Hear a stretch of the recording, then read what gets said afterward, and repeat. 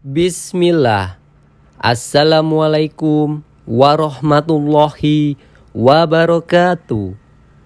Alhamdulillah, sahabat podcast Manhaj Salaf. Berikut kajian singkat dari Ustadz Yazid bin Abdul Qadir Jawas. Bagaimana supaya kita bisa terhindar dari perbuatan syirik dan bid'ah?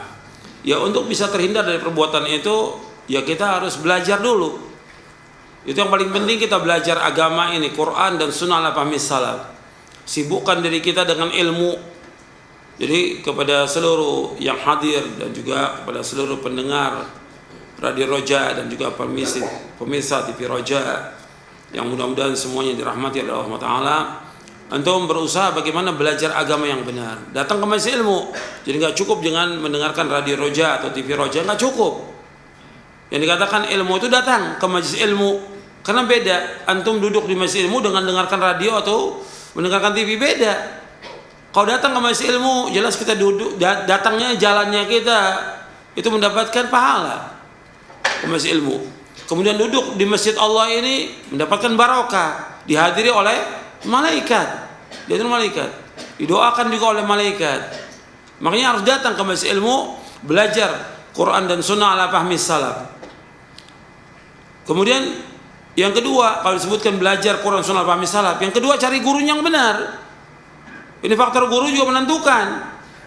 Guru, makanya dikatakan oleh Muhammad bin Sirin rahimahullah, inna hadzal ilma dinun fanzuru amman takhuduna dinakum.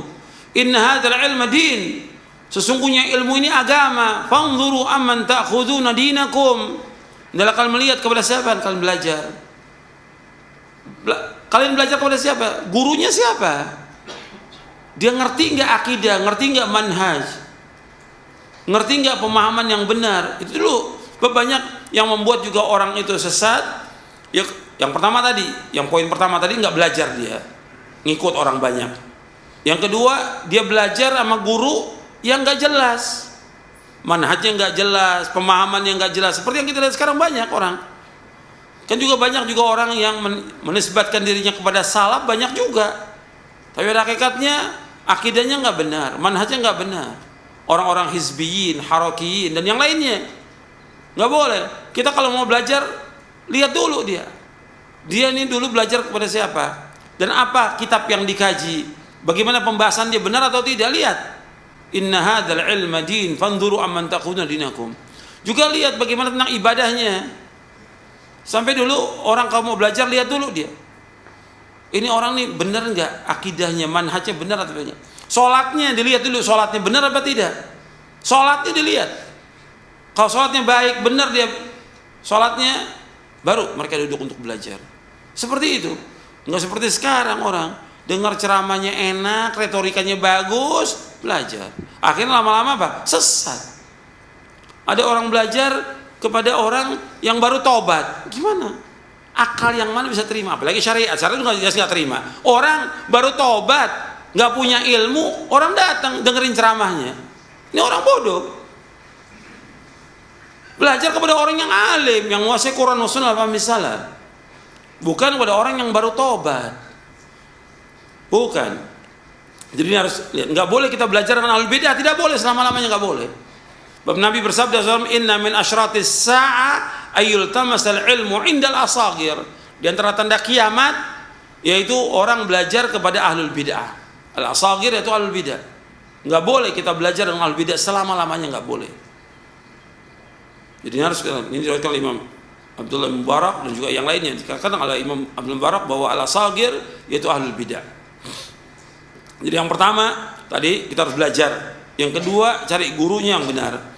Yang ketiga juga kita harus dukung juga dengan mencari teman-teman yang soleh. Cari teman-teman yang baik. Nah sekarang kadang-kadang dianggap ya nggak apa-apalah. Dia kan juga tokoh, dia juga dai. Kita gabung dengan mereka. Ini awalnya sepertinya baik gitu, ingin bersatu dengan semua orang. Tapi lama-kelamaan gimana? Bisa nggak keluar dia? Nggak bisa keluar. Akhirnya gabung dan membenarkan perbuatan bid'ah mereka. Ini terjadi sekarang. Orang gabung dalam kelompok-kelompok Dan sudah saya jelaskan tentang mauqif ahlu sunnah terhadap ahlul bidah bagaimana. Ketika dia gabung dengan kelompok-kelompok pengajian ahlul bidah, kumpulan ahlul bidah, akhirnya apa? Dia membenarkan bid'ahnya atau mengingkari bid'ahnya? Membenarkan akhirnya. Lama-kelamaan dia ikut.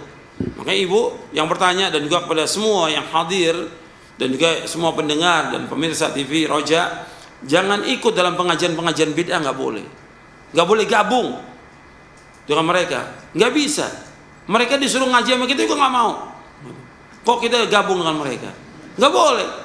Mereka lebih dah suruh ngaji nggak bakal mau dengan kita, nggak bakal mau.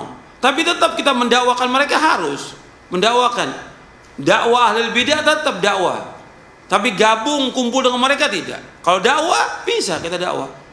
Dan dakwah nggak mesti kita ceramai karena mereka para dai sebagiannya. Bisa ketika ketemu di mana gitu kita ingatkan dia. Atau mungkin ketika haji umroh kita ketemu, kita ingatkan dia. Atau di mana? Tapi gabung sengaja kumpul dengan mereka tidak boleh dalam Islam, nggak boleh. Atau datang ke hadir di pengajiannya ahlul bidah tidak boleh. Karena sama juga menuntut ilmu. Sedangkan kata Nabi SAW tidak boleh belajar kepada ahlul bidah, ini sabda Rasulullah SAW, nggak boleh.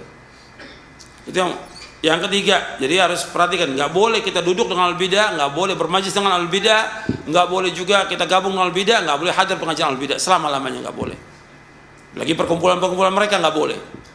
Yang keempat, yang harus kita perhatikan supaya kita terhindar dari perbuatan syirik dan bid'ah, yaitu kita harus baca buku-buku yang bermanfaat. Buku-bukunya harus lihat itu. Harus kita betul-betul seleksi bukunya. Yang mana buku ahli sunnah, yang mana buku ahli bidah, jangan dibaca. Dari buku juga banyak menyebarkan virus syubhat kepada kita.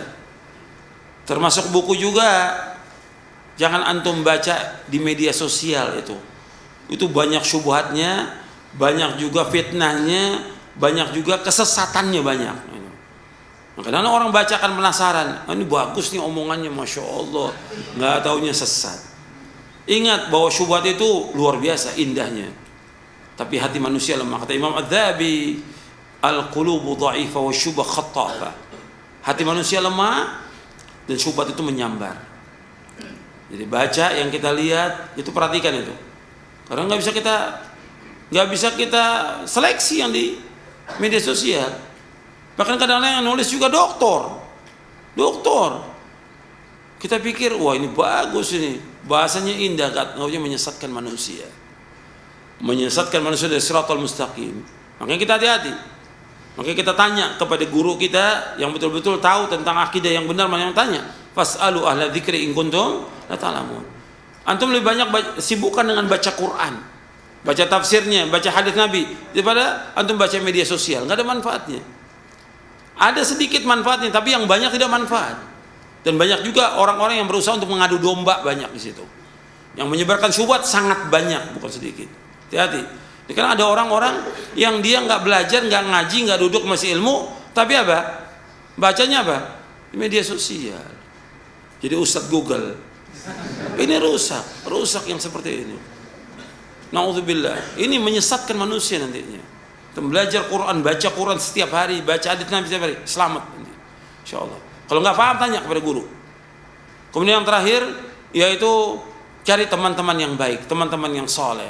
Kalau kita mau terhindar dari bid'ah, cari teman yang soleh, teman betul-betul yang sunnah, yang mengajak kita kepada sunnah dan menjauhkan perbuatan. Jangan berteman dengan ahlul bid'ah. Artinya dakwah tetap kepada mereka, tapi jadikan dia sahabat karib nggak boleh, nggak boleh.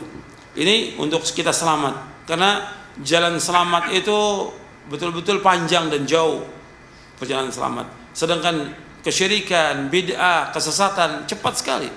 Karena syaitan berusaha bagaimana menyesatkan manusia semuanya. Dan kita wajib berhati-hati jangan sampai kita sesat.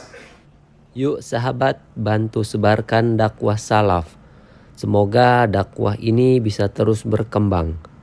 Rasulullah Shallallahu Alaihi Wasallam bersabda, barang siapa yang menunjuki kepada kebaikan, maka dia akan mendapatkan pahala seperti pahala orang yang mengerjakannya. Hadis riwayat Muslim nomor 1893.